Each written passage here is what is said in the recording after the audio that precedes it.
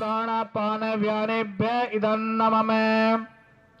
ओम आपो ज्योतिरसो अमृतम ब्रह्म भूर्भुव सरोम स्वाहा। ओम या मेधाम देवगण पितरसो उपासते तया मा मध्य मेधयाग्ने मेधाविनं कुरु स्वाहा।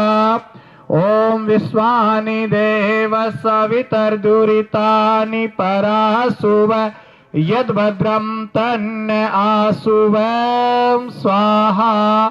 ओम अग्नेन यसुपिथाराय अस्मान् विश्वानि देव वयुनानि विद्वान् युयोधस्मजुराणमेनो भुविष्टां ते नमहुक्तिं विधेम स्वाहा।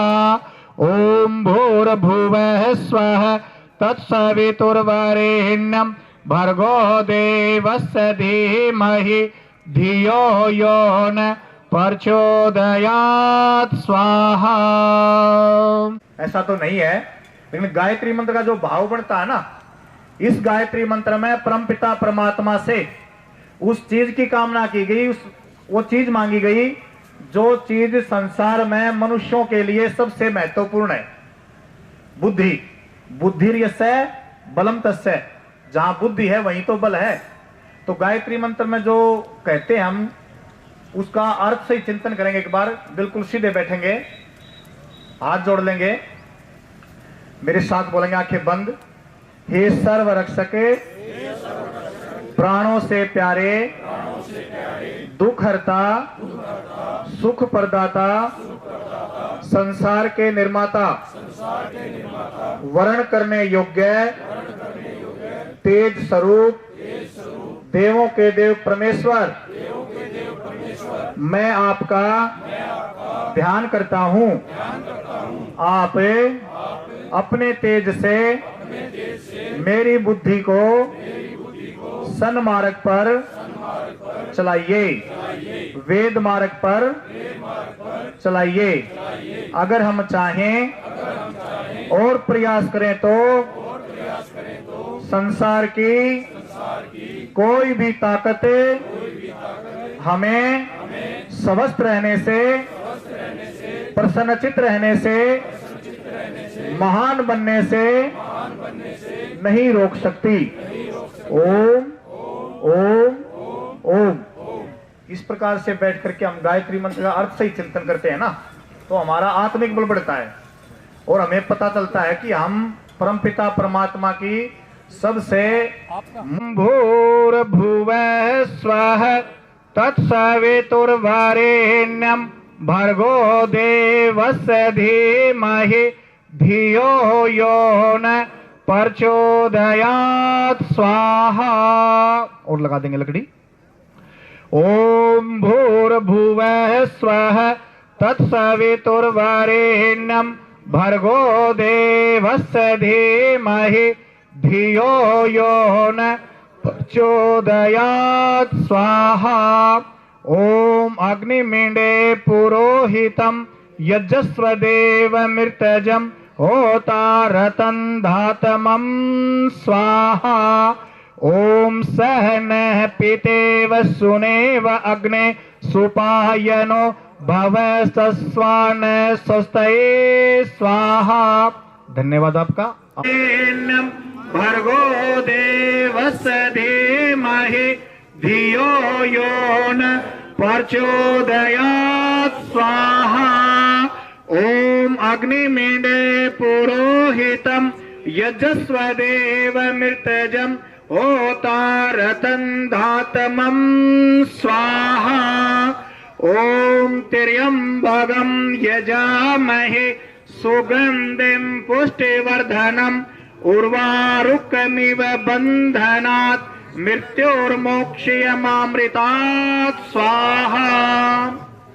एक भाई ने कहा भाई मामृत आहार शुद्ध हो, आहार शुद्ध हो सत्व शुद्ध, सत्व शुद्ध दुर्वा स्मृति। जिसका आहार शुद्ध होगा उसी का तो स्वास्थ्य ठीक होगा। तो जिसका आहार निंद्रा और ब्रह्मचर्य जिसका ठीक होगा ना, वो क्या करेगा, अमृतम वो अमृत को प्राप्त करेगा। त्र्यंबकम यजामहे सुगंधि पुष्टिवर्धनम उर्वारुकमिव बंधनात् मृत्युर्मोक्ष्य मामृतात्। लेकिन ये होगा किसका? जिसका ब्रह्मचर्य ठीक होगा। ये हमारे जीवन में, हमारे समाज में जब से ब्रह्मचर्य का नुकसान हो गया ना, उसी समय तो ये बड़ी बड़ी बिल्डिंग बन गई डॉक्टरों की, हैं? एक क्लिनिक नहीं खुलता एक कमरे में, और 6 महीने में, साल में, 2 साल में बड़ी बिल्डिंग खड़ी हो जाती। कारण पता है क्या है? कारण है हमारे ब्रह्मचर्य का हनन हो गया, कारण है हमारे आहार खराब हो गए, कारण है हमारी निंद्रा खराब होगी।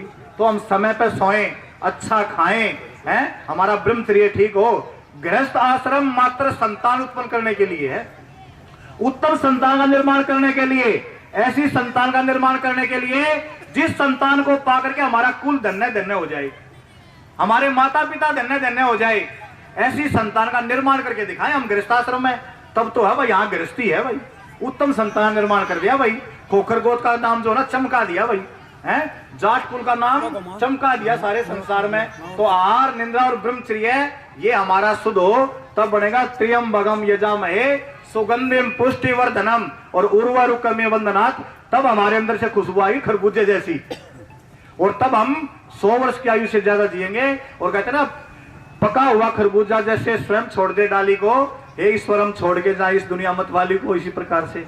तो गायत्री मंत्र से दे करके 3 आहुति आप पीछे बैठ जाया करो, क्योंकि आदमी बहुत ज्यादा है और यज्ञ का जो समय ना वो सीमित है।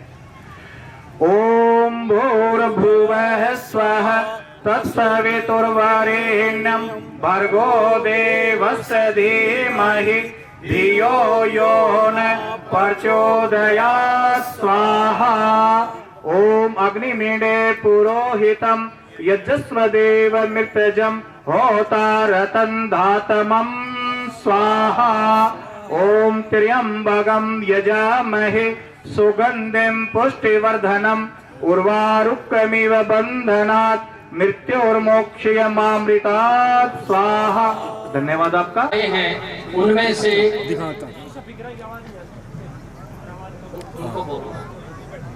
बस यही से मतलब कर लियो, सारा सिस्टम यही का ही हो जाएगा। ये एक बार मेरा अनुरोध है कि जो रास्ते में खड़े हैं, जो हमारे खोखर भाई, वो कृपा करके कुर्सियों पर बैठ जाएं ताकि व्यवस्था बनाई रखी जा सके और समारोह या जो भी सम्मेलन है उसको आगे बढ़ाया जा सके।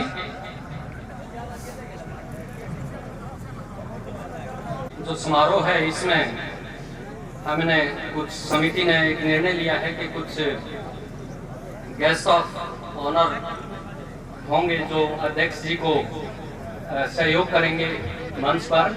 तो मैं उनके एक बार नाम अनाउंस करता हूं गेस्ट ऑफ ऑनर के लिए। और हमारे गांव के जो कमेटी के सदस्य हैं उनसे मैं फिर अनुरोध करता हूं, उनके साथ साथ जो एक्स सरपंच या सरपंच जो भी हैं वो भी मंच पर आ जाएं और उनको पगड़ी पहना के एक बार उनका स्वागत करेंगे। गांव से जो वरिष्ठ हमारे साथी हैं, भाई हैं, मंच पर आ जाएं।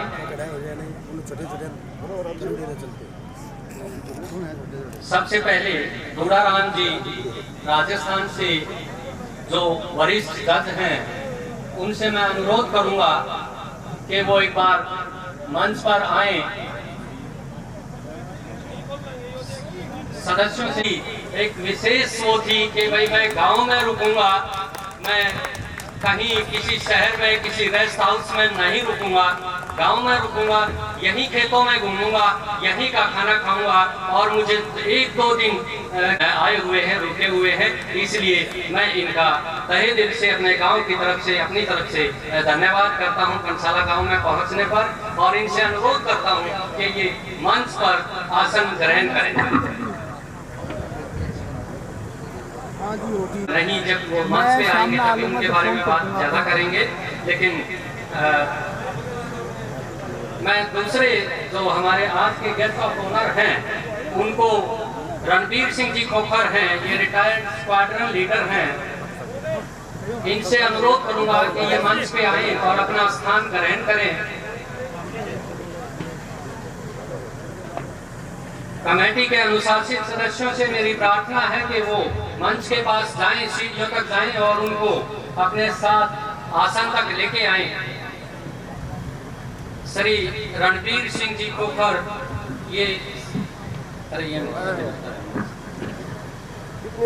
रणबीर सिंह जी खोखर ये स्क्वाड्रन लीडर हैं, रिटायर्ड हुए हैं, लंबी सेवा में ये रहे हैं और इनका गांव में काफी बड़ा परिवार है और ये समय समय पर गांव में आते रहे हैं, गांव का उचित ये प्रबंधन भी देखते रहे हैं और उसके साथ साथ जो भी इनसे जब भी गांव ने किसी भी प्रकार का सहयोग मांगा है तो ये सदैव उससे बढ़ के इन्होंने गांव का सहयोग किया है, चाहे वो किसी धार्मिक स्थल के जीर्णोद्धार की बात है या पूर्ण उद्धार की बात है, किसी नए स्थल को बनाना है, लड़कियों के स्कूल में या वाटर कूलर लगवाना है, कोई भी ऐसी बात हो, ये कभी भी अपनी भूमिका से पीछे नहीं हटे हैं, बल्कि ये अपनी भूमिका से आगे बढ़ के सदैव कार्य करते रहे हैं।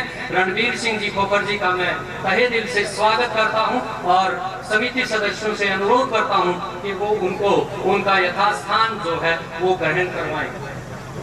अगला मैं नाम अनाउंस करता हूं श्री हरि गोपाल जी का, वो भी मंच पे आए। हरि गोपाल जी, इनके बारे में मेरे पास अभी ज़्यादा सूचना नहीं पहुंच पाई है, क्षमा चाहता हूं। इनके जो पूर्ण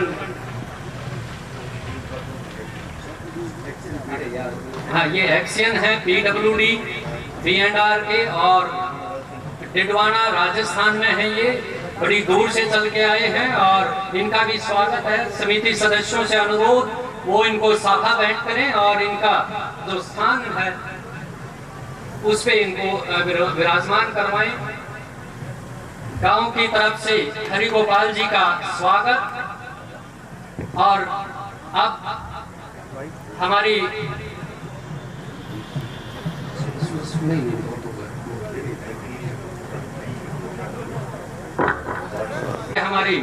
जाट सभा के सेक्रेटरी हैं। इसके अतिरिक्त भी इनके पास बहुत सारी ऐसी डिग्री या ऐसी, मैं इनसे अपने समिति सदस्यों से अनुरोध करूंगा कि इंजीनियर साहब यानी जगबीर सिंह जी खोखर जो बदरखा राजस्थान से हैं, इनका सम्मान करें, इनको साफा बैठ करें और इनको मंच पर आसन ग्रहण करवाएं। श्री जगबीर सिंह जी, आपका कंसाला गांव में पहुंचने पर समस्त ग्रामवासियों की तरफ से आपका स्वागत है।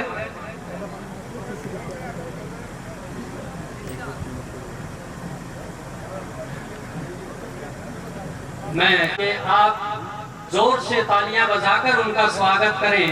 इस पंडाल में एक इकलौती महिला को मैं चाहूंगा कि वो मंच पर आए और वो मंच का स्वागत करें और वो हैं हम प्रियंका जी खोखर। ये गांव के सरपंच हैं, बिल्कुल युवा हैं और इतनी युवा अवस्था में गांव का सरपंच होना एक अपने आप में ही एक बहुत बड़ी उपलब्धि है।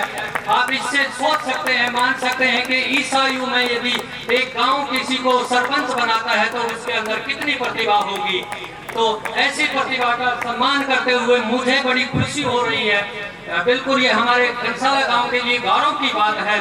प्रियंका जी खोखर, आपका कंसाला गांव की भूमि पर पधारने पर स्वागत है और इसके साथ ही मैं चाहूंगा आप यहाँ मंच पर विराजमान हो और हमारे अध्यक्ष जी के साथ विराजित हो। नारी शक्ति का बिल्कुल प्रतीक हैं आप और आपको मंच से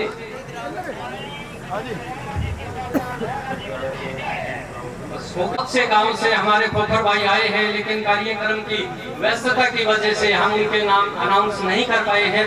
अभी लिस्ट मेरे पास आएगी गांव वाइज, उसके अनुसार हम आप सभी का स्वागत करेंगे। जो भाई बीच में आ गए हैं, जो खोखर भाई बीच में आए हैं, उनका मैं अपने गांव की तरफ से स्वागत करता हूँ।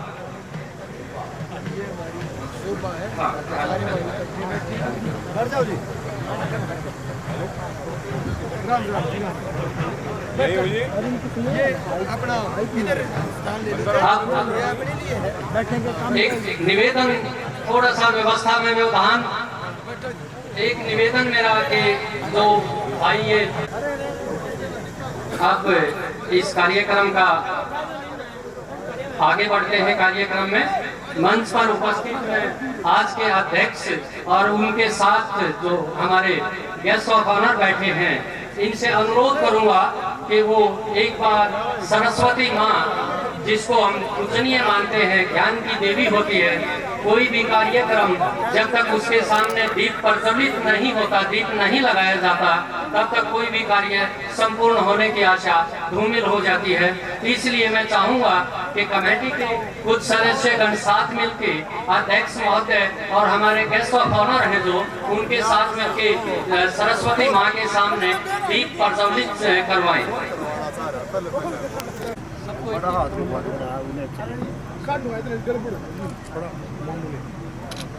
सभी बराबर में आ जाइए सर, एक साइड आ जाओ आप सभी। चलो किधर क्या हो गया?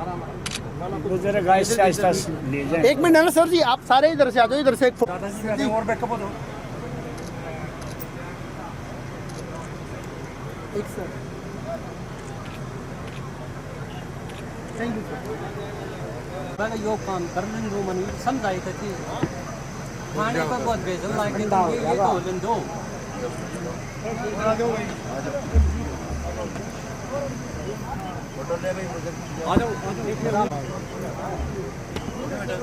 बता दो।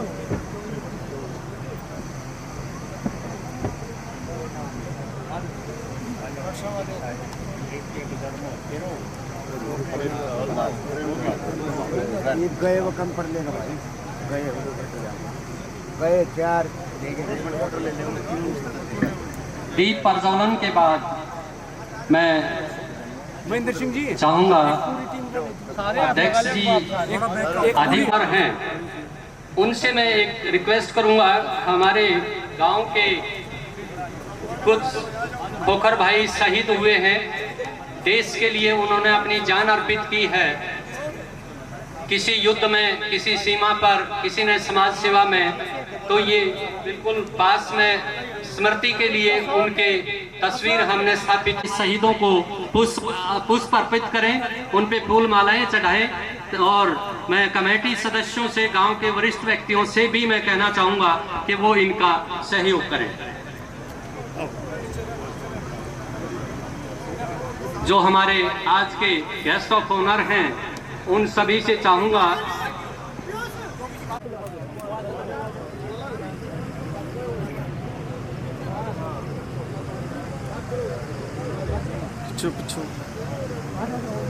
सभी जिनके लिए आप सभी एकत्रित हुए हैं और जिनके कारण ही हमारा वोटर जो जाना जाता है, उनकी प्रतिमा भी यहाँ लगाई गई है, स्थापित की गई है। उसके अतिरिक्त हरिराम जी जो हमारे 65 या 62 के जो युद्ध हुआ था, उसके अंदर से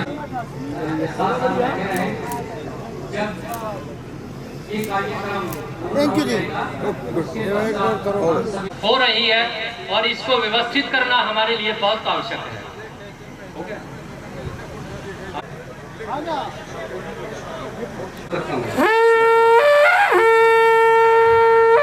श्रद्धांजलि, ये सुमन अर्पित करने का कार्यक्रम समाप्त हो चुका है। तो आपसे, अरे रुको भाई, के लिए प्रार्थना करें, उनकी आत्मा की शांति के लिए प्लीज।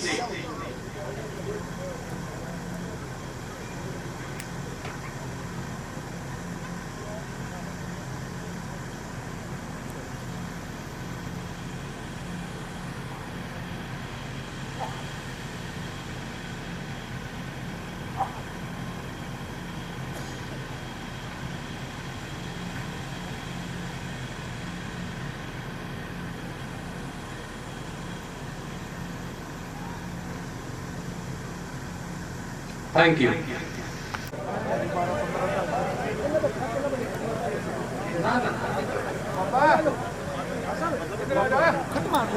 स्वागतम हम करें, खुशी दे आपको, रब दुआ हम करें, वेलकम हम करें, स्वागतम हम करें, खुशी दे आपको, रब दुआ हम करें, वेलकम हम करें, स्वागतम हम करें, खुशी दे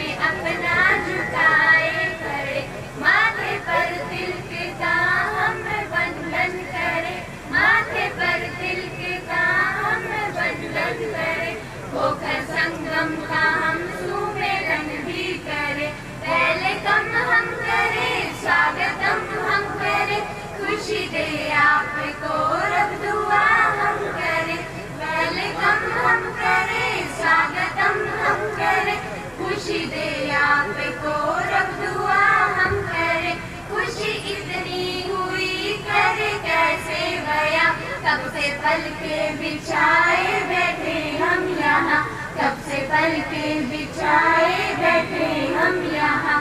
कंसाला की शोभा बढ़ी आप से, कंसाला की शोभा बढ़ी आप से, इसको कदमों की धूली से पावन करे। वेलकम हम करें, स्वागतम हम करें, खुशी दे आपको रब दुआ हम करें। वेलकम हम करें, स्वागतम हम करें, खुशी दे आपको रब दुआ हम करें। आपके आने से आती है बाहर, जाने कितना ये दिल में छाया है खुमार, जाने कितना ये दिल में छाया है खुमार। हद से ज्यादा हम अभिनंदन करें, हद से ज्यादा हम अभिनंदन करें।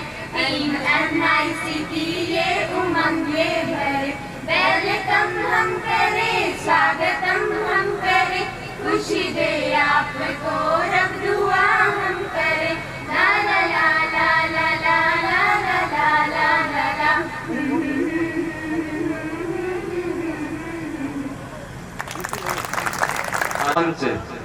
रामवीर जी इनको 1100 रुपये देना चाहते हैं। रामवीर जी स्वागत है, आप ये इनाम की राशि बच्चों को दे सकते हैं। अब कार्यक्रम को हम आगे बढ़ाते हैं और आगे बढ़ाते हुए जब बात खोखरों की ही हो रही है और गांव कंसाला की बात हो रही है तो इनका परिचय देना मेरे लिए आवश्यक हो जाता है। जब मंच का संचालन हो रहा है तो ये परिचय आवश्यक है। तो मैं आपका ज़्यादा समय ना लेते हुए मात्र 5 मिनट के अंदर आपको कंसाला गांव और खोखर जो आज यहाँ इकट्ठे हुए हैं ये कहाँ से आए हैं, कैसे इनकी उत्पत्ति हुई है, इसमें मैं थोड़ा सा प्रकाश डालना चाहता हूँ। तो थोड़ा सा ध्यान से सुनने का प्रयास करना। वायु पुराण और विष्णु पुराण में काकाराकस शब्द का बहुत ज्यादा प्रयोग किया गया है और ये जो काकाराकस शब्द है ये कुकर नामक शब्द से बना हुआ है। कुकर शब्द को यदि हम तोड़ें तो कु और कर हो जाता है। कु का अर्थ होता है ध्वनि करने वाला, आवाज करने वाला, चिल्लाने वाला। कर का मतलब करने वाला, यानी ध्वनि, आवाज या शोर करने वाला जो व्यक्ति हुआ है उसे कुकर कहा गया अर्थात। और कुकर से आगे चल के कुकर शब्द से ही कोकर, कोशर, खोखर शब्द बने हैं। तो जो खोखर आज आप खोखर बैठे हैं, ये सब का जो उद्भव हुआ है वो काकाराकस या खोखर, कोकर, इस तरह से ये शब्द का व्युत्पन्न होता चला गया। यानी कि जो शब्द पहले संस्कृत का जो प्रयोग होता था, संस्कृत में जो मुश्किल शब्द होते थे, जो बगैर पढ़े लिखे लोग होते थे, उनको बोलने में थोड़ी समस्या रहती थी, जिसकी वजह से वो शब्दों का पूरा उच्चारण नहीं कर पाते थे और शब्दों का व्युत्पन्न होता रहता था, यानी शब्द बिगड़ते रहते थे।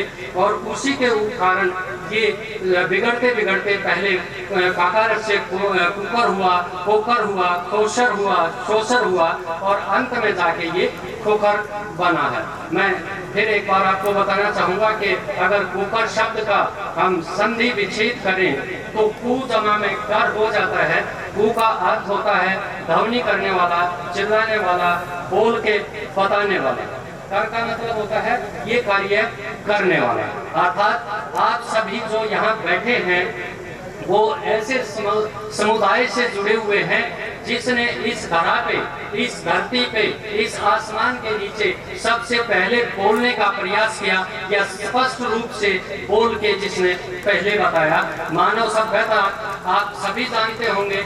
अगर आप ताली बीच बीच में बजाते रहेंगे तो मुझे अच्छा भी लगेगा और मेरा उत्साहवर्धन होगा। तो आप ऐसे समुदाय से संबंध रखते हैं जो जिसने इस धरती पर बोलने वाले जीव का पदार्पण किया, यानी सबसे पहला ऐसा मानव हुआ जो खोखर कहलाया। इसके अतिरिक्त केवल यही नहीं है कि ये समुदाय बोलने वाला समुदाय कहलाया।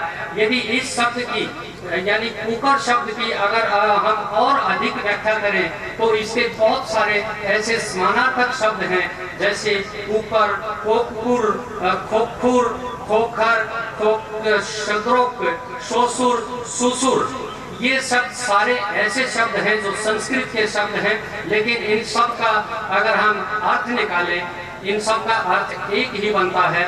स्पष्ट बोलने वाला व्यक्ति या स्पष्ट बोलने वाला समुदाय, और इसके साथ पृथ्वी और जल की रक्षा करने वाला साहसी, शक्तिशाली, विकसित, सोच एवं समर्थ व्यक्तित्व का स्वामी, अर्थात जिस व्यक्ति अथवा जिस समुदाय के अंदर ये सभी गुण विद्यमान हैं, उसी को खोखर कहा गया।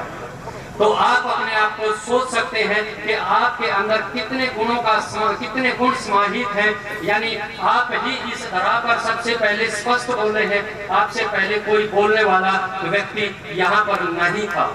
आप ही पृथ्वी और जल की सुरक्षा, यानी कि आपको ही इतनी सोच थी उस समय कि पृथ्वी को कैसे बचाया जा सकता है, और आपको ही ये सोच थी कि जल है, ये समाप्त होने वाली वस्तु है, समाप्त होने वाली चीज है, इस जल का संरक्षण किया जाना चाहिए, इस भूमि का संरक्षण किया जाना चाहिए। तो याद कीजिए आप अपने उन पूर्वजों को कि उस समय में जब हम तो कहीं अस्तित्व में नहीं थे, वो उस समय में कितनी ऊंची सोच रखते थे। उस समय में वो हमारी पृथ्वी को बचाने का संकल्प लेते थे, एक सपना रखते थे, जल को बचाने का सपना रखते थे। आप अपने आप पर गर्व कीजिए कि आप ऐसे गोत्र से संबंधित हैं, आप ऐसे समाज से संबंधित हैं।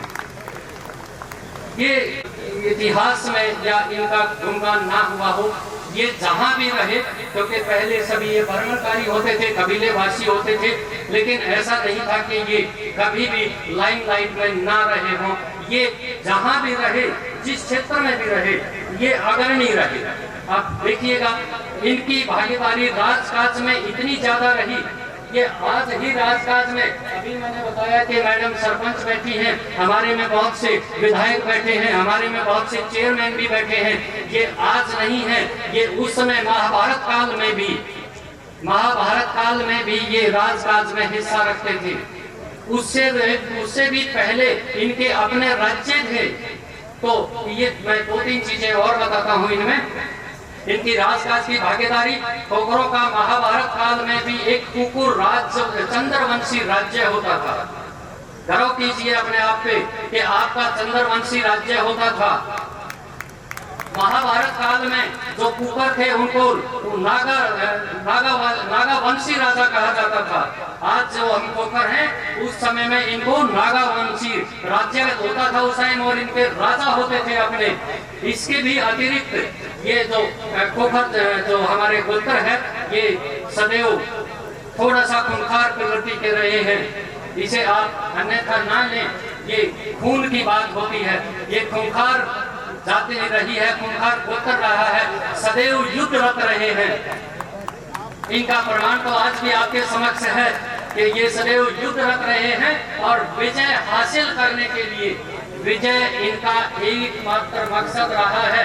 जिस भी युद्ध में उतरे, जिस भी क्षेत्र में उतरे, एक ही मकसद से उतरे कि हमें युद्ध में विजय हासिल करनी है, चाहे उसके लिए रक्तपात करना पड़े, चाहे उसके शांति स्थापित करनी पड़े, लेकिन ये कभी भी अपने कर्तव्य से पीछे नहीं हटे हैं।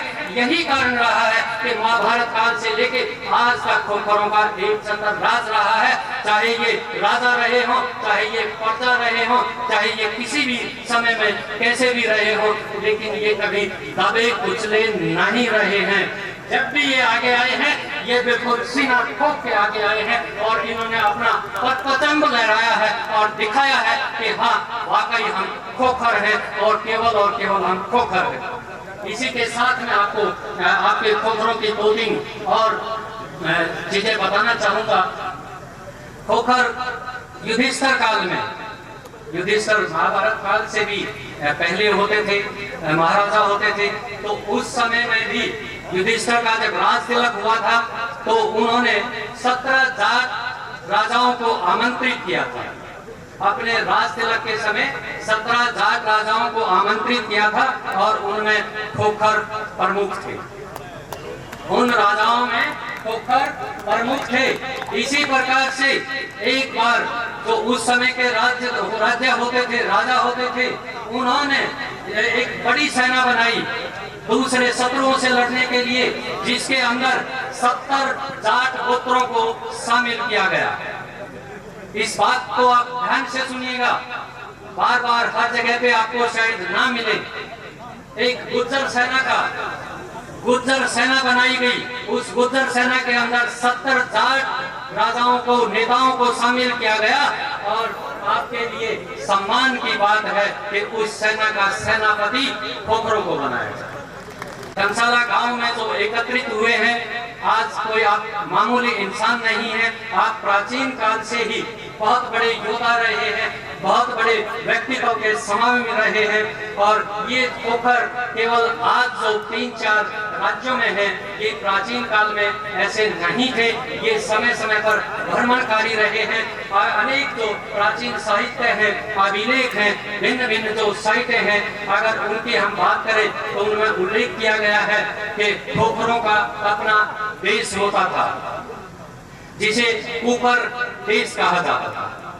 खोखरों का अपना अलग देश होता था, जिसे कुकर देश कहा जाता था। और यह देश संभवतः जो विंध्याचल पर्वत है, उस विंध्याचल पर्वत के पश्चिमी भाग और राजस्थान तथा गुजरात के जो क्षेत्र हैं, वहां पर ये विद्यमान थे। और ये सदैव अपने विस्तार के लिए प्रयासरत रहते थे। ये जहां से भी बने, जहां से भी निकले, ये इतना महत्व नहीं रखता है।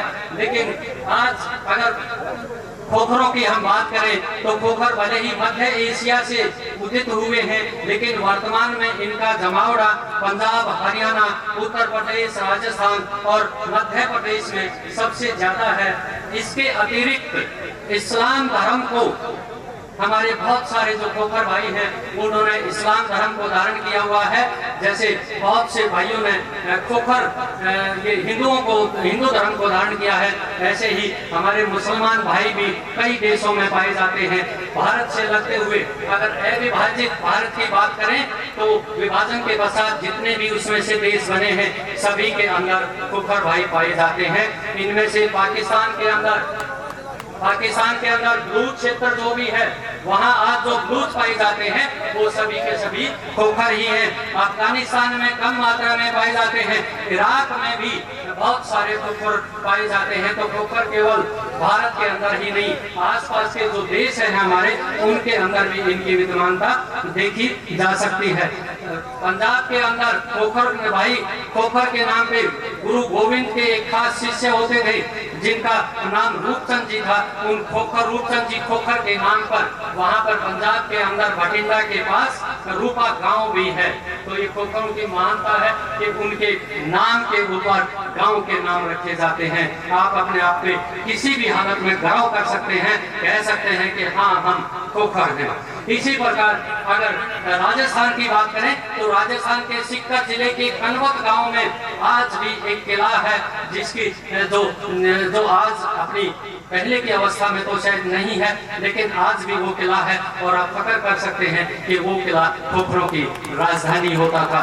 यदि हरियाणा की बात करें तो बिल्कुल यहाँ से 15 किलोमीटर की दूरी पर रोहतक शहर के अंदर आज भी खोखरा कोट नाम का स्थान पाया जाता है। और ये माना जाता है कि हरियाणा और यूपी के जो जाट खोखर होते थे, उनकी राजधानी खोखरा कोट में थी। और वहां पर भी एक किले का इन्होंने निर्माण किया था।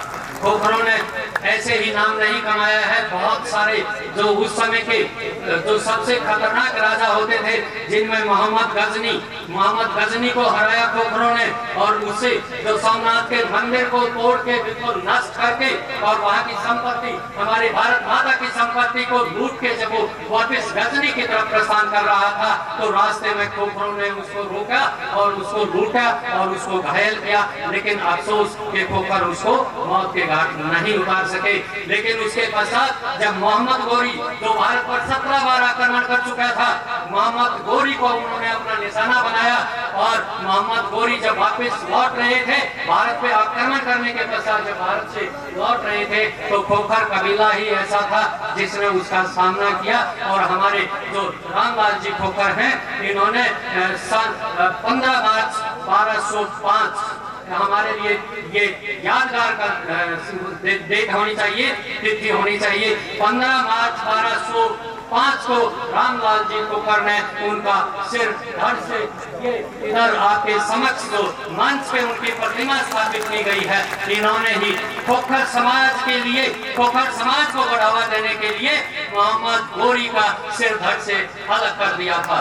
तो आप अपने आप पर जितना भी गर्व कर सकते हैं उतना ही कम होगा। इसके अतिरिक्त भी मेरे पास खोखरों से जुड़े हुए बेइंतहा किस्से हैं। मेहनत, 1 महीने की मेहनत के पश्चात मैंने आप लोगों पे काफी साहित्य एकत्रित किया है, लेकिन समय की बाध्यता है, आपके लिए भी मेरे लिए भी मैं इनका और बहादुरी के किस्से सुनाने में सक्षम नहीं हूँ। लेकिन मैं ये कहता हूँ कि खोखरों की बहादुरी के किस्से अगर मैं अपनी कलम से लिखना शुरू करूं तो वो संभव नहीं है। चाहे 7 समुद्र की शाही बना दूं और पूरी पृथ्वी का कागज बना दूं, खोखरों के किस्से मैं लिख नहीं सकता अपनी कलम से। इतनी बहादुरी के प्रतीक रहे हैं आप। धैर्य पूर्वक सुना, आपका धन्यवाद करता हूं। इसके बाद आप सभी का एक जिस पावन भूमि पे आप बैठे हैं, सबसे पहले मैं उसको नमन करता हूँ, चरण स्पर्श करता हूँ और मैं अपने आप को सौभाग्यशाली मानता हूँ कि आज मुझे आपके समक्ष यहाँ उपस्थित होने का अवसर मिला है। कंसाला गांव आप सभी सुनते रहे होंगे कि कंसाला चलेंगे, कंसाला आएंगे, हमारा खोखरों का एक कंसाला गांव है। वास्तव में इसका नाम आरंभ में कंसाला गांव नहीं होता। जैसे खोखरों का खोखर ऊपर होते थे, ऐसे ही कंसाला गांव भी करणशाला होता था। इसका जो एक उचित उच्चारण था, सही उच्चारण करणशाला था और सभी इसको करणशाला के नाम से ही जानते थे। ये करणशाला ऐसे नहीं था कि किसी ने वैसे रख दिया था। वास्तव में महाभारत काल में जो कुंती पुत्र महादानी सत्य पर अटल रहने वाले राजा जो कर्ण थे, वो यहाँ पर आए थे और उन्होंने यहाँ पे कुछ समय के लिए इस क्षेत्र में तपस्या की थी और उनके नाम पे इस कंसाला गांव का नाम करणशाला गांव रखा गया। लेकिन जैसे मैंने बताया, पहले शिक्षा का प्रसार बहुत कम था, बहुत लोगों तक सीमित था।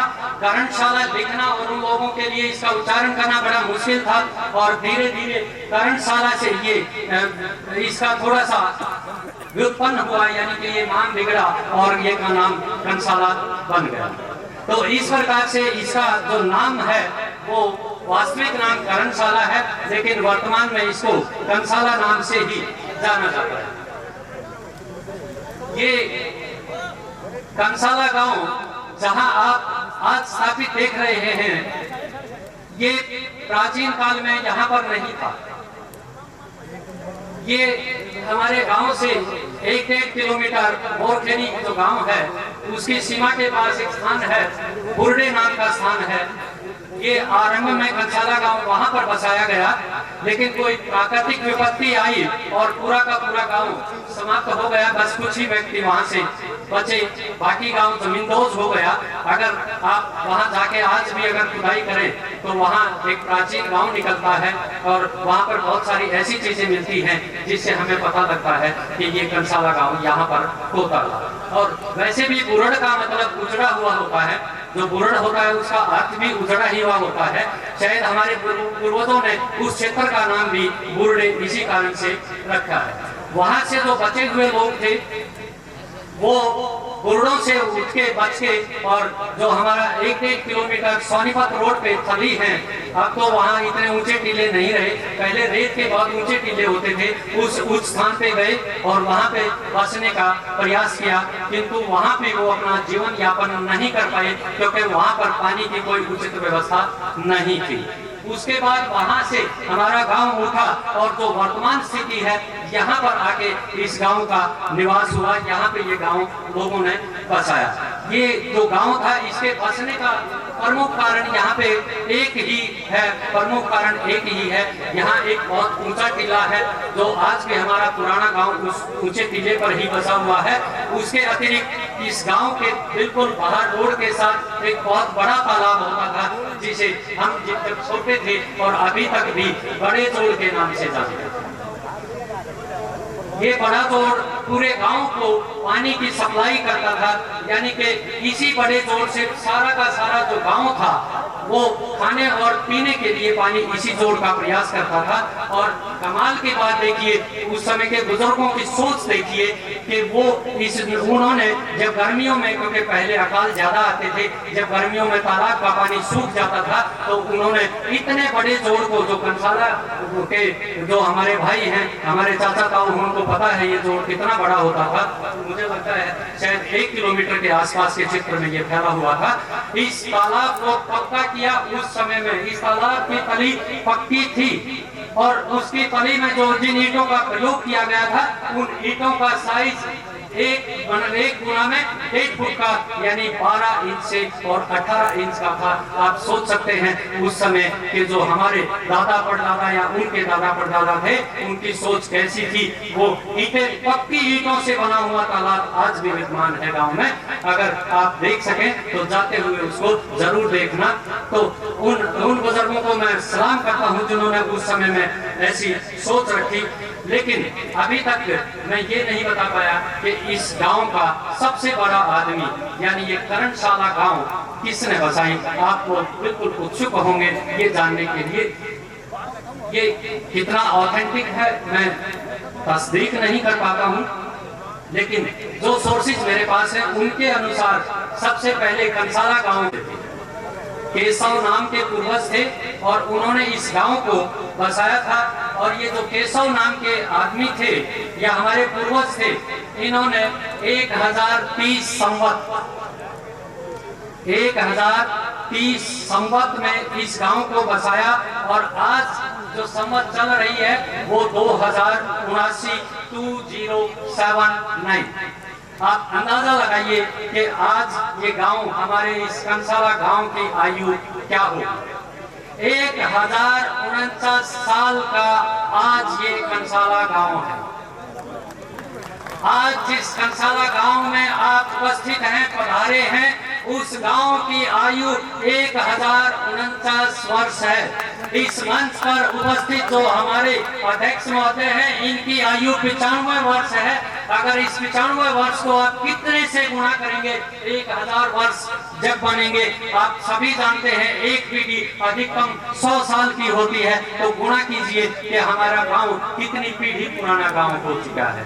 मुझे लगता है पीढ़ियां गिनते गिनते हमारी पीढ़ी निकल जाएगी, लेकिन हम उस गांव के केशव नाम का जो हमारा पूर्वज था उस तक पहुंच पाना हमारे लिए बहुत मुश्किल है।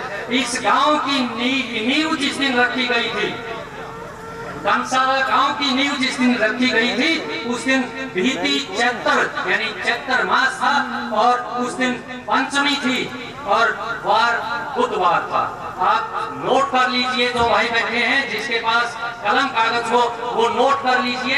ये रिकॉर्ड बार बार उपलब्ध नहीं हो पाते हैं। कंसाला गांव की नींव रखी गई थी चैत्र मास के अंदर और पंचमी उस दिन था, बुधवार का दिन था और 1030 में इसकी नींव रखी गई थी और आज इसकी आयु 1049 वर्ष की आयु है। केशव जो हमारे पूर्वज थे वो घुमक्कड़ टाइप के आदमी थे, घूमते रहते थे इधर से उधर। कभी वो हस्तिनापुर से चले, हस्तिनापुर से चलने के पास वो अजमेर, लाहौर और दिल्ली, वापस लाहौर से वापस दिल्ली आए और दिल्ली से वो कंसाला गांव में आए और यहाँ आके उन्होंने इस गांव को बसाया, कंसाला गांव को बसाया। तो मैं सभी से प्रार्थना करूंगा कि आप एक बार केशव जी के लिए जो हमारे पूर्वज थे उनके लिए एक बार जोरदार तालियां बजाएं कि उन्होंने इतने पुण्य का काम किया कि भाई एक आज उनके एक व्यक्ति के द्वारा बसाया गया गांव कितना बड़ा गांव हो गया है। अब जो केशव थे उनके उस समय में 2 पुत्र होते थे, एक का नाम सूबे होता था और दूसरे का नाम मान्य होता था, जिनके ऊपर आज हमारे गांव के अंदर 2 पाने हैं। सूबे का पाना भाखान पाना जो बड़ा पाना कहा जाता है और मान्य का नाम पछैया पाना जो भाखान पाने से थोड़ा सा छोटा पाना है। भाखान पाने के 7 पुत्र हुए जिसके आज वर्तमान में 7 घोड़े हैं। बागान पाने के अंदर 7 थोड़े पाए जाते हैं और वो सभी के सभी सूपे के पुत्र थे। इसी प्रकार से जो माने के पुत्र थे उसके 4 पुत्र थे और यही कारण है कि जो पछैया हमारा पाना है उसके अंदर 4 थोड़े पाए जाते हैं। इनसे थोड़ा से फिर इनके आगे पुत्र हुए और थोड़ा से थोक बनी और थोक से परिवार बने और परिवार से हम बने और आज हम सभी खोखर इस प्रकार से बढ़ते बढ़ते बढ़ते यहाँ कंसाला गांव के अंदर एकत्रित हैं। तो आज गांव के अंदर लगभग हमारा जो कंसाला गांव है उसकी जो जनसंख्या है लगभग 8000 के आसपास है और इस गांव के अंदर ऐसी कोई भी सुविधा नहीं है जो सरकार या हमारे गांव के जो पंचायत होती है उसके द्वारा उपलब्ध नहीं कराई गई है। यहाँ पर चाहे स्कूल की बात करें, कन्या स्कूल और लड़कों के लिए स्कूल है, प्रशिक्षण के लिए ITI है, इसके अतिरिक्त 2 हमारे यहाँ प्राइवेट स्कूल है, इसके अतिरिक्त जो पशुओं के लिए अस्पताल है और एक हमारा जो मनुष्यों के लिए भी, आदमियों के लिए भी एक अभी अस्पताल बनाया गया है। वो किसी एक व्यक्ति के द्वारा हमारे भाई हैं मित्र सेन जी यहीं पर हैं, उन्होंने चैरिटी के आधार पर स्वयं अपना खर्च करके इसको यहाँ सुविधा के लिए बनाया हुआ है और लोग उसका पूर्ण मुझे लगता है फायदा भी गांव को मिल रहा है। तो इस प्रकार से हमारा गांव निरंतर अग्रसर हो रहा है, प्रगतिशील है और आप अंत में मैं यहाँ पे जो कंसाला गांव का परिचय है उसको मैं यहाँ पे समाप्त करता हूँ और वैसे आपने इतना धैर्य पूर्वक ये पूरा मेरा सुना है इसके लिए मैं धन्यवाद करता हूँ। Thank you.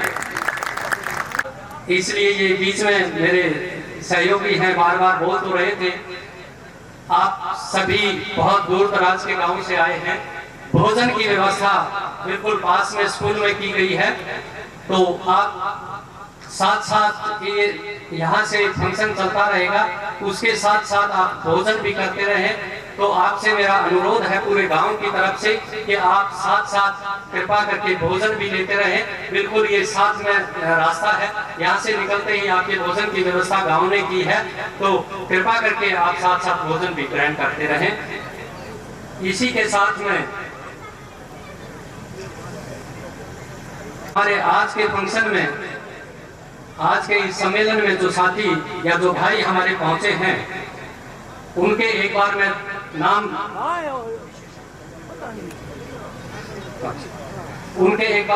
आपको बताता हूं ताकि आप सभी को पता लग सके कि कहां से आज आदमी यहाँ पर आए हैं, कहां से हमारे खोखर भाई यहाँ पहुंचे हैं। 24 प्रधान छपरौली सुभाष जी खोखर से मैं अनुरोध करूंगा कि वो मंच के बाईं तरफ अपना स्थान ग्रहण करें। सुभाष जी खोखर 24 प्रधान छपरौली, राजपाल जी चौधरी राजपाल जी खोखर छपरौली ये सबसे बुजुर्ग हैं, इनसे भी मैं अनुरोध करूंगा कि मंच के बाईं तरफ जो व्यवस्था की गई है वहां पे अपना उचित स्थान। आज जो इस सम्मेलन में जो हमारे खोखर भाई पहुंचे हैं वो मैं आपको बताता हूं। राम कुमार जी मुकुंदपुर यूपी से, जगत सिंह जी राठौड़ा बागपत से, राम कुमार मुकुंदपुर से, डॉक्टर अनिल खोखर छपरौली यूपी से, परवीन जी, सत्येंद्र कुमार जी खोखर, भाभी खोखर, जगदेव खोखर, अमित खोखर, मोहन कुमार, जगपाल, परवेंद्र, सुभाष खोखर, प्रियव्रत खोखर, धर्मेंद्र कुमार, अमित कुमार, विशु खोखर, धर्मवीर प्रधान मुकुंदपुर, ये सभी साथी हमारे यहाँ पर कंसाला गांव में पधारे हैं और ये सभी यूपी के छपरौली क्षेत्र से ये संबंध रखते हैं। गुलाब सिंह जी दिल्ली से ये पधारे हैं। अनिल खोखर जी भी दिल्ली से हमारे यहाँ पर आए हैं। रामवीर जी खोखर टिकौली गांव से आए हैं। महावीर जी खोखर भी टिकौली, कमलेश टिकौली से, विजेंद्र शामली से, प्रियंका चौधरी सरपंच ये नागौर से आए हैं। सुधीर प्रधान जी हलालपुर यूपी से आए हैं। आदेश खोखर जी दतियाना मुजफ्फरनगर से आए हैं। वेदपाल जी रनोटा यूपी से आए हैं। BR खोखर ये एजुकेशन ग्रुप है इनका कोई, वहां से नागौर से ये आए हैं। कचमारा सिटी नागौर से ये आए हैं। जगदीश जी खोखर मोरडूंगा सीकर राजस्थान सुरेंद्र खोखर जी भी सीकर राजस्थान से, बक्सू खां जी खोखर ये हमारे मेरला सिटी नागौर से आए हैं, सूबेदार हरेंद्र खोखर जी छपरौली से,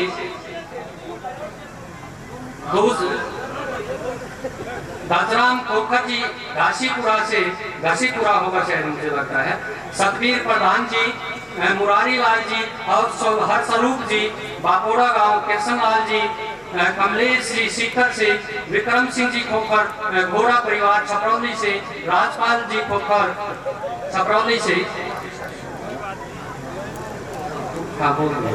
इसके अतिरिक्त भी मेरे पास बहुत सारी लिस्ट आई हुई है, लेकिन सभी का मुझे संभव नहीं लगता यहाँ से बोल पाना, इसलिए जो भाई जिनका मैं नाम यहाँ से उच्चारित नहीं कर पाया हूँ उनसे माफी मांगता हूँ, और उनका भी मैं अपनी तरफ से, गांव की तरफ से यहाँ पहुँचने पर स्वागत करता हूँ कि आप इतनी दूर से आप पहुँचे हैं, आपने हमें बिल्कुल कृतार्थ किया है। तो यहाँ पंडाल में पहुँचने पर, इस गांव में पहुँचने पर आप सभी का धन्यवाद।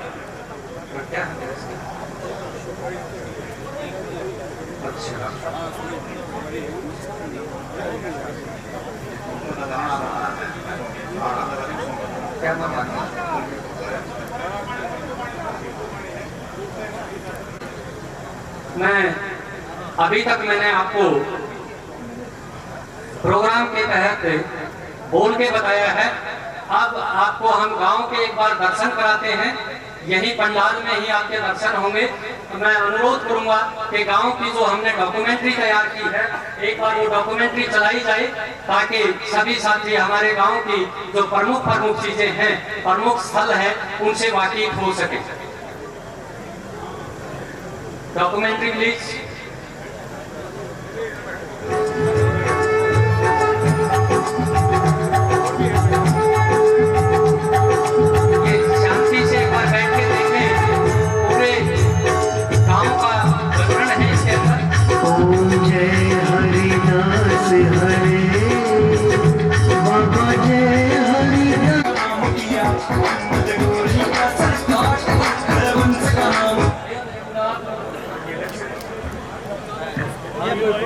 अभी ये आपने बड़े संक्षिप्त रूप में कंसाला गांव का एक दर्शन कराया हम लोगों ने, और आपने देखा कि गांव के अंदर जो प्रमुख स्थल हैं हमारे, या प्रमुख चीजें थी, प्रमुख श्लोक हैं, वो आपको सुनाना चाहते हैं। ये लक्ष्य जी खोखर हैं, बदरखा गांव से हैं, और गीता के श्लोक के उच्चारण में पारंगत हैं बिल्कुल। तो आप धैर्यपूर्वक एक बार इनके श्लोक सुनना और इनका उत्साह बढ़ाना। मैं आज आपको गीता के कुछ श्लोक सुनाना चाहता हूँ।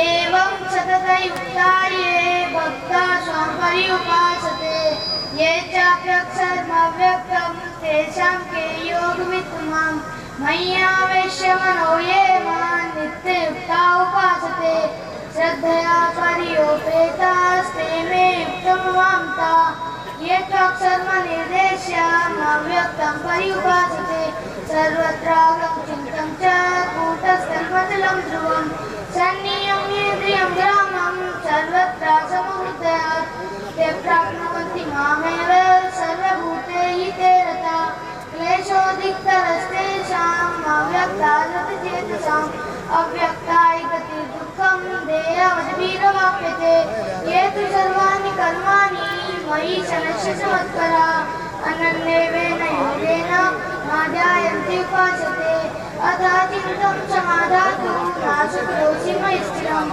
अभ्यासे योगेन ततो मामे चाप्यं धनञ्जय तेषां महासमुद्धर्ता मृत्युसंसारसागरा भवामि विचिरापार्थ मय्येवेशितचेतसां मय्येवावनादस्व मयि बुद्धिं निवेशय निविशिष्यसि मय्येव तं न संशयः अभ्यासेऽत्र समर्थोऽसि मत्कर्म कर्मो भव मदर्थमपि कर्माणि कुर्वन् सिद्धिमवाप्स्यसि अत्यक्तव्यक्तसक्तोऽसि कर्तुं मध्यं गमासता सर्वकर्मफलत्यागस्तत्कुर्यं यथात्मवान् श्रेयो विज्ञानमभ्यासः ध्यानं विशिष्यते ध्यानं कर्मफलत्यागस्त्यागः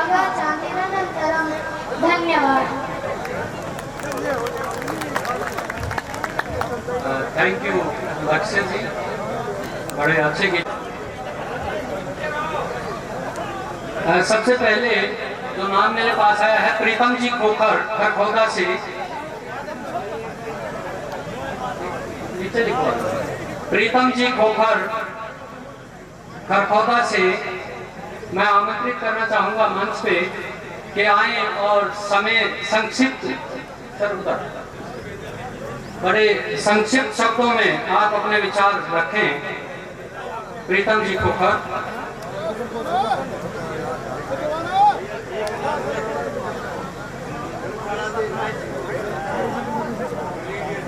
ये माइक आज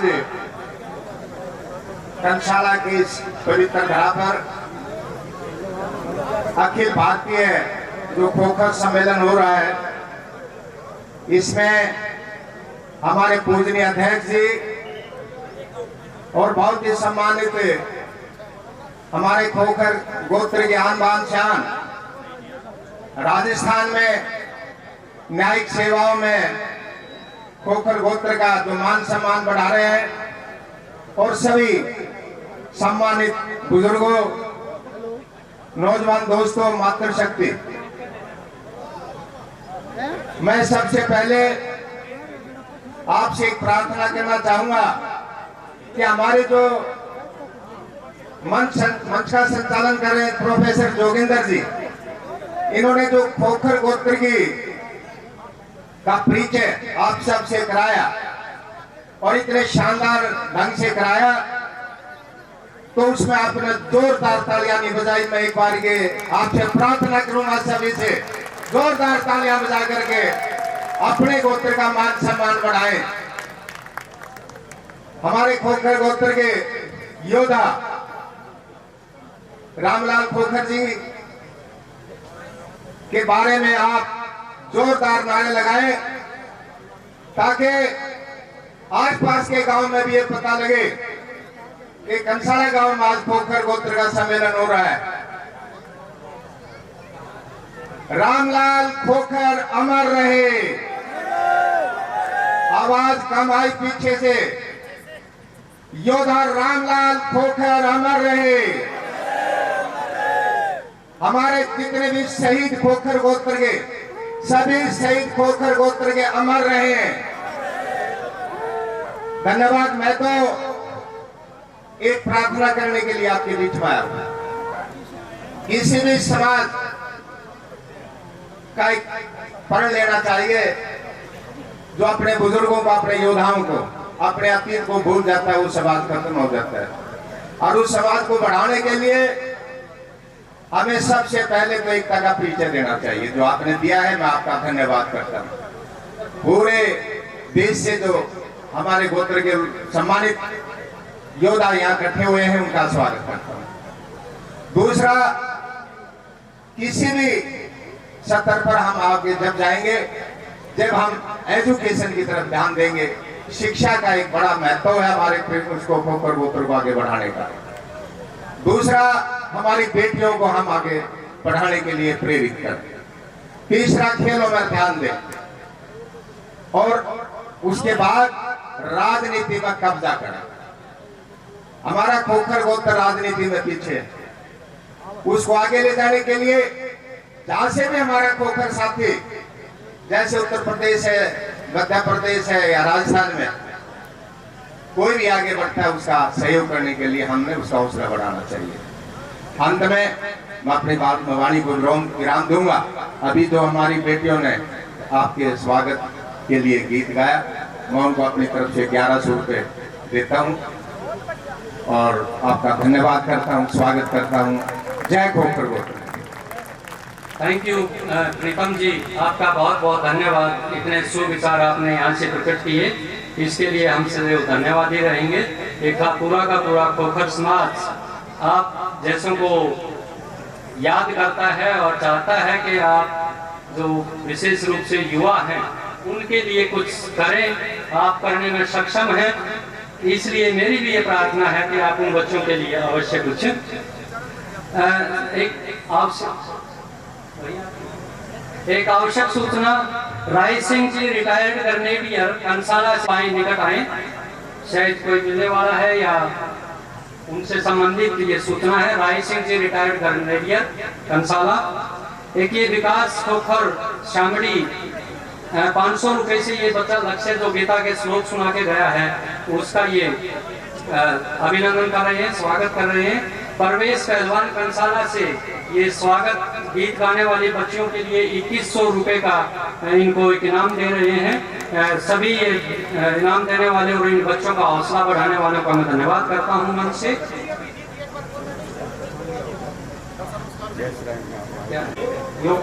हाँ, माफी चाहूंगा, श्री योगानंद जी शास्त्री दिल्ली प्रदेश अध्यक्ष एनसीपी से का यहाँ पर आने पर मैं स्वागत करता हूँ।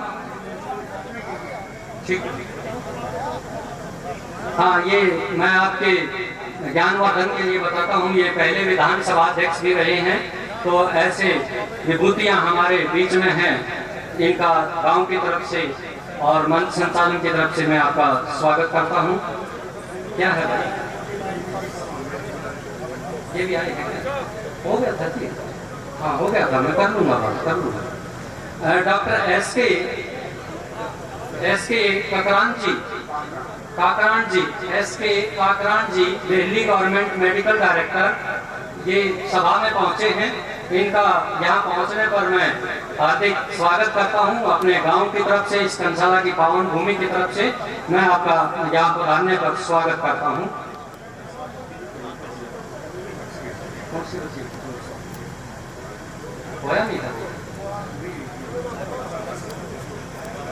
मैं अगले जो हमारे वक्ता हैं उनको मैं आमंत्रित करता हूँ।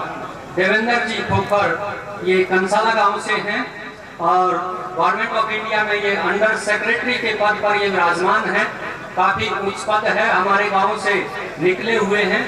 मैं इनको व्यक्तिगत तौर पे भी मैं इनसे बहुत अच्छे से वाकिफ हूँ और आरंभ से ही ये बड़े शिक्षा में भी अग्रणी रहे हैं और उसके साथ साथ गांव में जब कोई भी प्रोग्राम होता है, कोई भी कार्यक्रम होता है, तो जैसे ही इनको सूचित किया जाता है ये उसी समय उपस्थित होने का प्रयास करते हैं। तो मैं देवेंद्र जी से प्रार्थना करता हूं कि वो एक बार मंच पर आए, अपने बहुत ही संक्षिप्त शब्दों में और बिल्कुल बहुत कम समय में अपने विचार रखने का प्रयास करें, क्योंकि समय का थोड़ा सा अभाव। देवेंद्र जी अपने ही गांव से हैं और अंडर सेक्रेटरी काफी बड़ी पोस्ट होती है। ये इस बीच जब तक ये अपना ये रास्ते में और ये पीछे खड़े हुए खोखर भाइयों से मेरा निवेदन है, ये अपने स्थान पर बैठे, थोड़ी सी व्यवस्था बनाने में हमारा सहयोग करें। देवेंद्र जी। आदरणीय महानुभाव,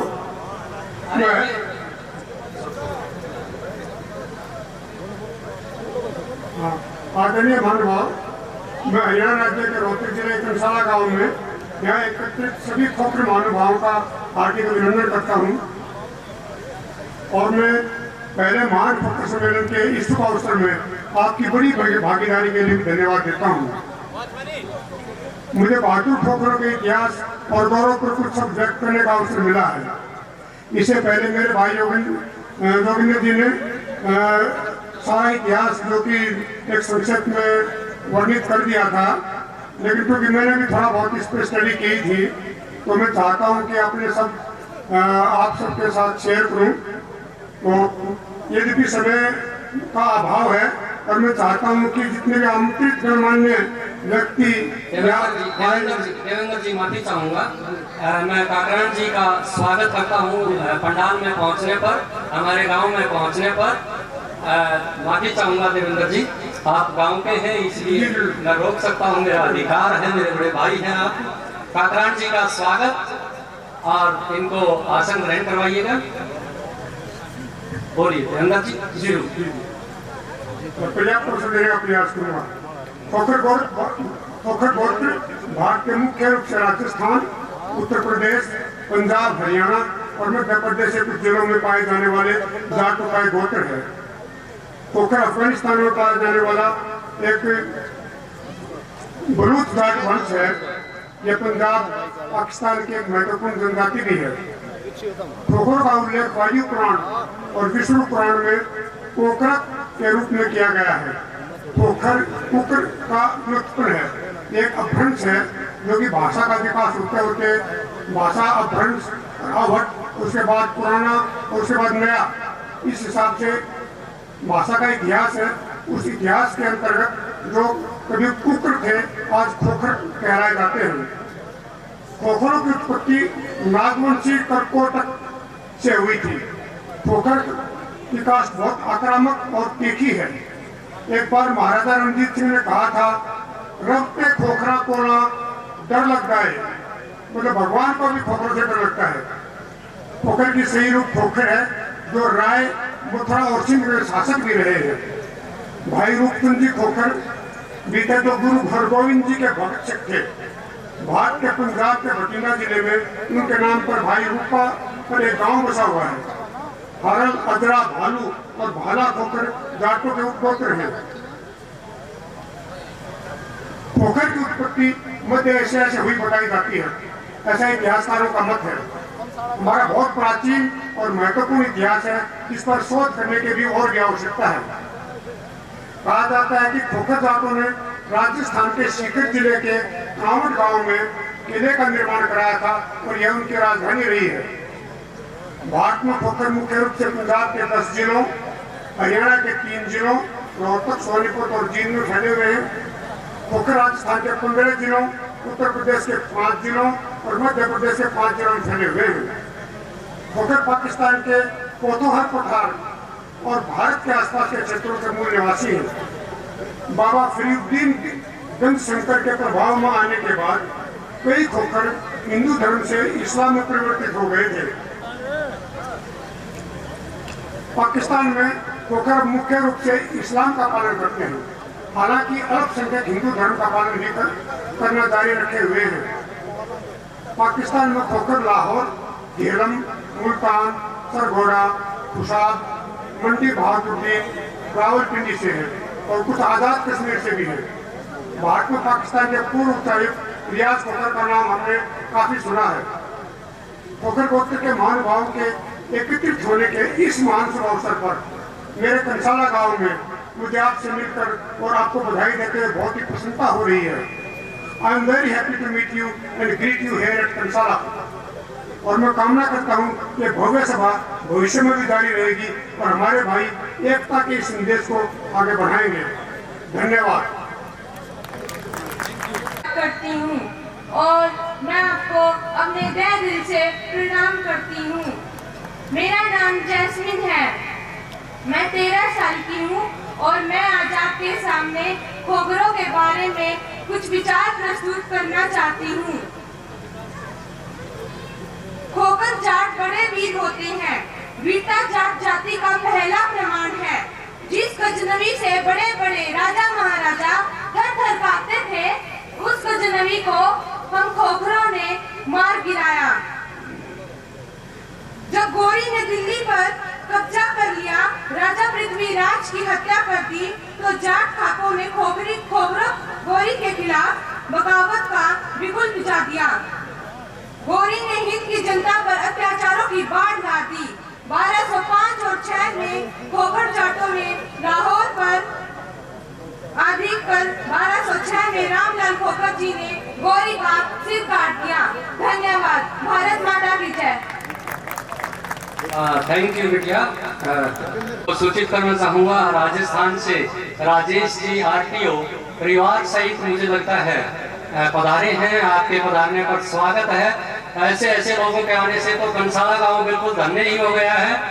आज हमें कितनी खुशी हो रही है यहाँ आप लोगों का स्वागत करते हुए।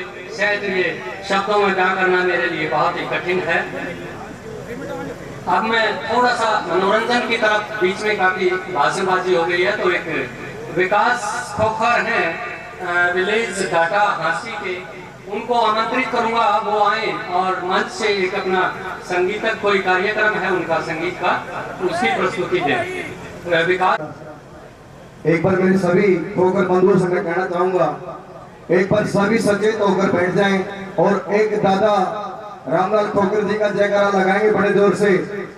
मैं बोलूंगा दादा रामलाल खोकर जी अमर रहे, आप सभी ने बोलना है अमर रहे।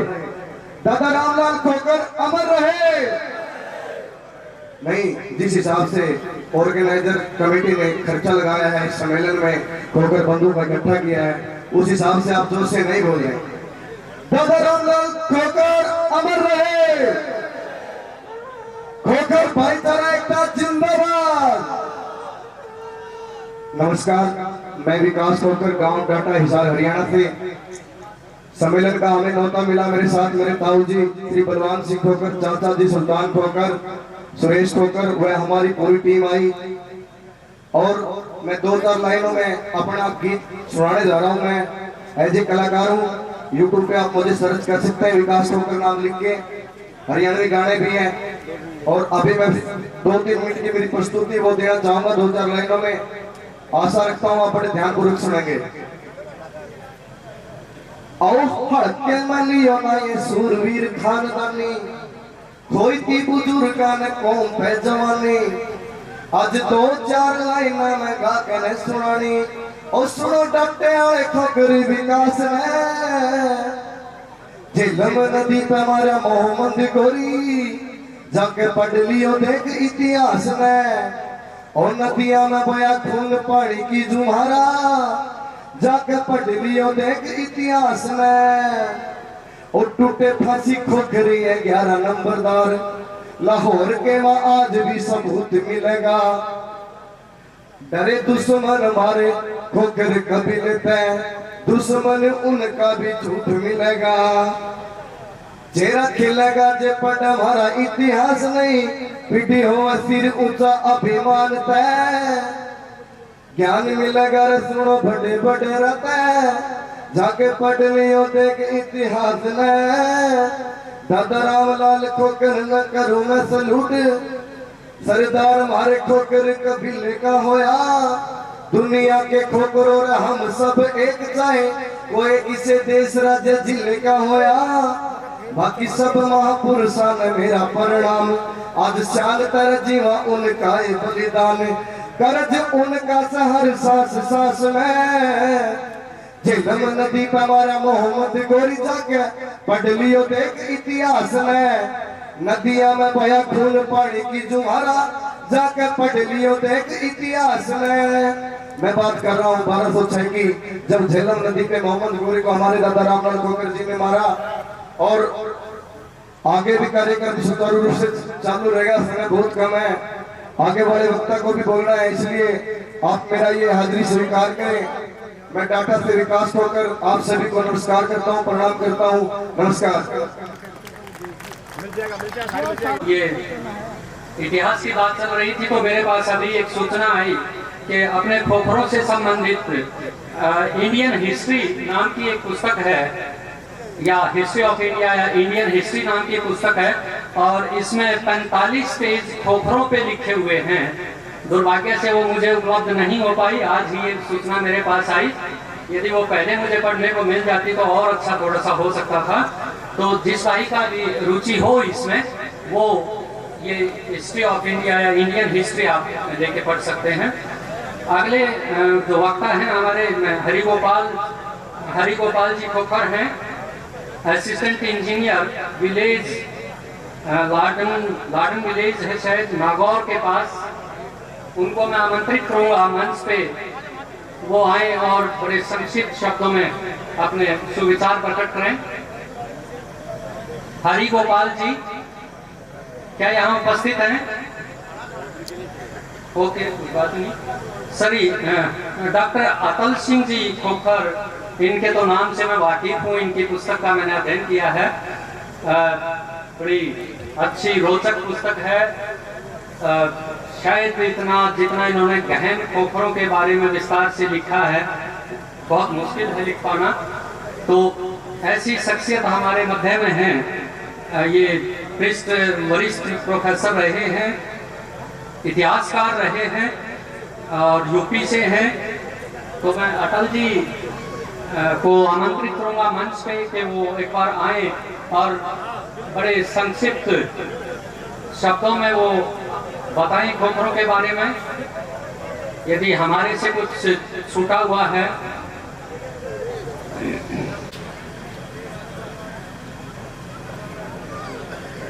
देश के गौरव आदरणीय खोखर भाइयों,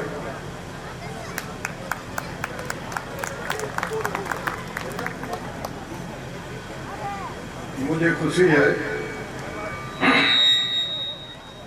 कि इस सम्मेलन में खोखर समाज के एक पठित साथी प्रोफेसर योगेंद्र सिंह जी मंच पर संचालित कर रहे हैं। मुझे पहले कह दिया है संक्षिप्त में बोलना है, लेकिन मैं उनसे कहना चाहूंगा कि प्राध्यापक अध्यापक जब बोलने लगता है तो ज्यादा संक्षिप्त नहीं होता है। यह आपका खुद का अनुभव है। मुझे किसी ने बुलाया नहीं है, मैं स्वयं आया हूं। जागरण में मैंने पढ़ा कि खोखरों का एक महासम्मेलन हो रहा है।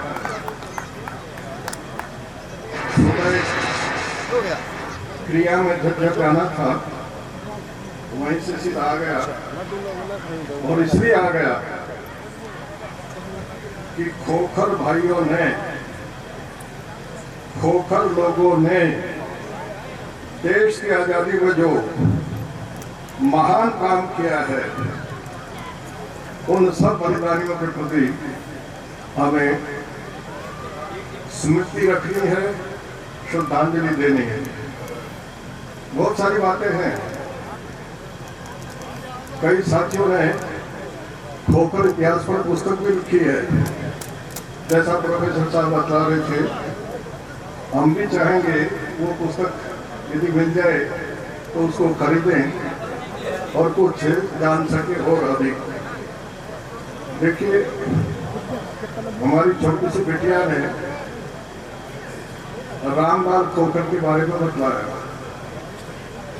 आप भी सब जानते होंगे, रामलाल खोखर बहुत दिनों तक लाहौर की गद्दी पर बैठ करके शासन चलाते रहे, और खोखरों ने ही मोहम्मद गजनी को भी हराया था, और गजनी पर भी खोखरों ने अधिकार करके लंबे समय तक शासन किया था। ये देश सोने की चिड़िया था। लोग आते थे यहाँ से सोना नहीं, हर चीज ले जाने के लिए आते थे। मोहम्मद गजनी भी इसलिए आए, गोरी भी इसलिए आए। और सोना क्यों था? प्रोफेसर साहब, एक छोटी सी बात नोट करिए। 1820 तक हिंदुस्तान की विश्व व्यापार में जो भागीदारी थी वो 25% हुआ करती है, और आज कितनी है? विश्व व्यापार में हमारी भागीदारी केवल 1.5% है। सब सरकारों ने जोर लगा लिया, इससे आगे नहीं बढ़ रही, और उस विपुल सोने को अंग्रेजों ने तहस नहस किया। हमें इस अवस्था में पहुंचा दिया कि हम अपने गौरव को भूल जाएं, अपने इतिहास को भूल जाएं, अपने पूर्वजों को भूल जाएं, तभी हम शासन कर सकेंगे यहाँ। इसलिए अंग्रेजों का हर कदम इस दिशा में था। सिकंदर ने आक्रमण किया, काफी लोगों से लड़ाई हुई, लेकिन जब व्यास के पश्चिमी किनारे पर पहुंचा तो उसके सैनिकों ने हाथ उठा दिया कि इसके आगे हम नहीं जाएंगे। और इसलिए नहीं जाएंगे कि व्यास के इस पार खोखर जैसी बहुत ही बलवान और लड़ा तो जाती रहती है। यदि हम चले आए व्यास के इस पार तो हम वापस मखदूनिया लौट करके नहीं जाएंगे। सिकंदर ने बड़ा भाषण दिया, उकसाया कि तुम दुनिया को जीतने के लिए चले हो, निराश मत हो, पूरी दुनिया को जीत करके हम ग्रीस दुनिया वापस पहुंचेंगे। माने नहीं, वापस जाना पड़ा। और वापस जब जाने लगे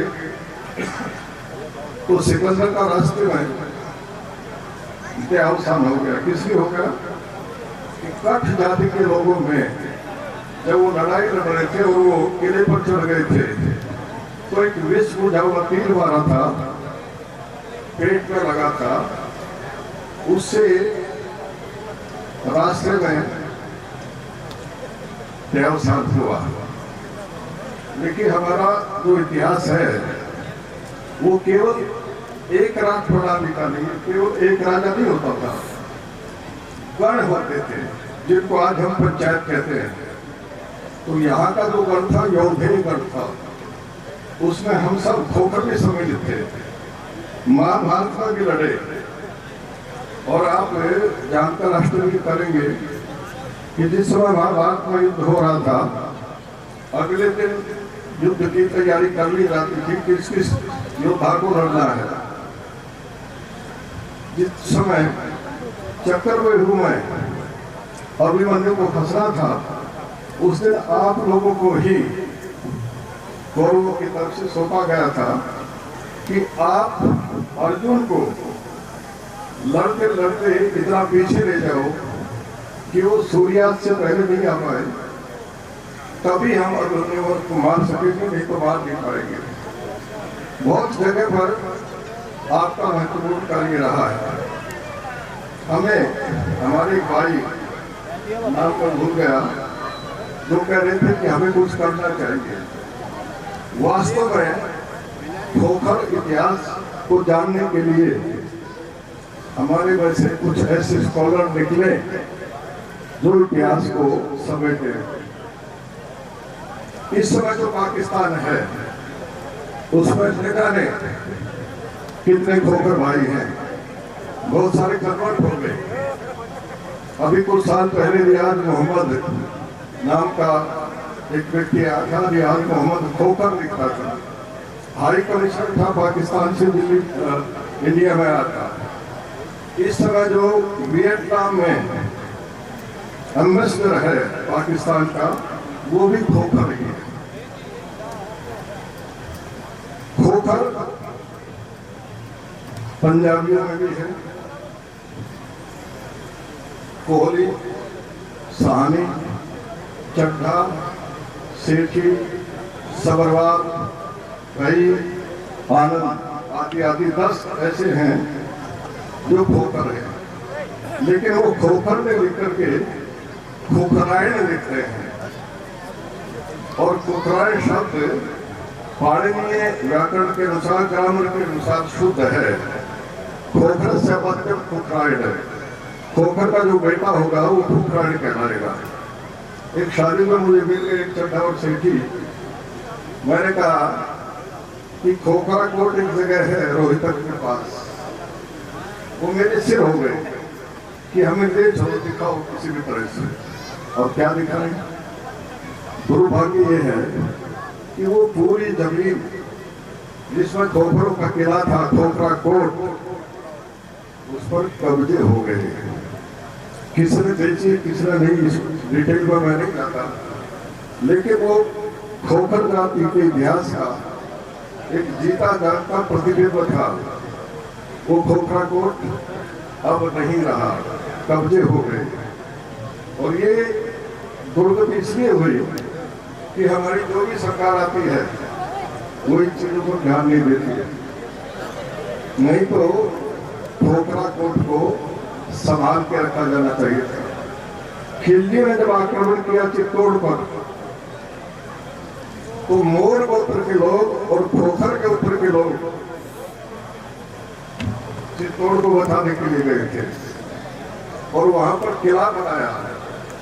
आज भी वो है, लेकिन खंडहर के रूप में है। पुरातत्व विभाग उसको संभालता नहीं है जिसको संभाला जाना चाहिए था। तो हमें यदि कोई हमारा ऐसा नौजवान निकल सके, हमारी जाति के लोग उसको भरपूर सहयोग करें और पाकिस्तान में जाकर वो ये देखे कि खोखर जाति के लोग कब कब कन्वर्ट हुए, कितने हुए, उनकी क्या अब स्थिति है, इन सब बातों को यदि खोजा जाए तो खोखर के मुकाबले का इतिहास केवल हिंदुस्तान में नहीं पूरी दुनिया में नहीं मिलेगा। लेकिन ये करने की चीज है। और एक बात और मैं कहकर के अपनी बात समाप्त करूंगा। हमारे भाई ठीक कह रहे थे, नौजवान थे, और ये कह रहे थे कि हमारे अंदर जो कमियां हैं उनको दूर किया जाना चाहिए। हमारे माननीय रामवीर जी जो कोच हैं, द्रोणाचार्य अवार्डी हैं, उनसे अभी मैं बात कर रहा था। एक बहुत बुराई हमारे अंदर आ रही है, हमारे नौजवानों में खास करके, और वो है शराब की। उसको यदि खत्म नहीं किया गया तो जो हम गुणगान कर रहे हैं खोखर जाति का, वो गुणगान करना बंद हो जाएगा। एक राजा था भर्तृहरि, उसने अपने दरबारियों से कहा, एक लाइन दी कि वही इस लाइन की पूर्ति करो, वो सब एक मिनट, इस लाइन की पूर्ति करो। लाइन क्या थी? नष्टस्य कान्यागति, आदमी का सर्वनाश कब होता है? तो एक बहुत प्रतिष्ठितवती उनका राज दरबारी था, राजा ने कहा कि इसका जवाब दीजिए। आप तो वो दीवान है, उसी समय जवाब दे देते हैं। तो उसने कहा आज नहीं दूंगा, क्योंकि बिना समय कही हुई बात का महत्व नहीं होता है। राजा ने कहा ठीक है। 10 दिन बाद राजा की सवारी निकल रही थी बाजार के अंदर से।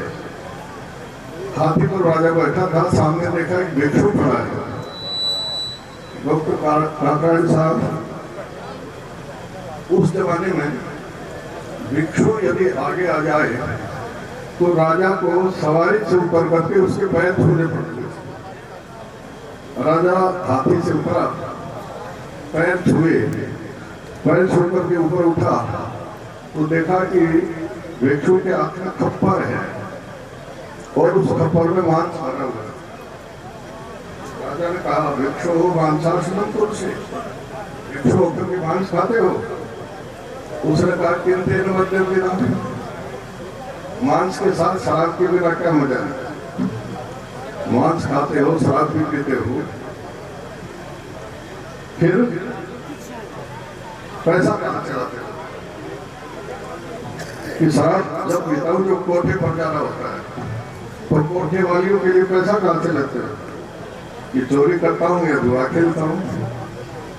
अब जाऊ राजा पैर छू रहा था, उसको गुस्सा आया, उसने हाथ उठाया थप्पड़ मारने के लिए,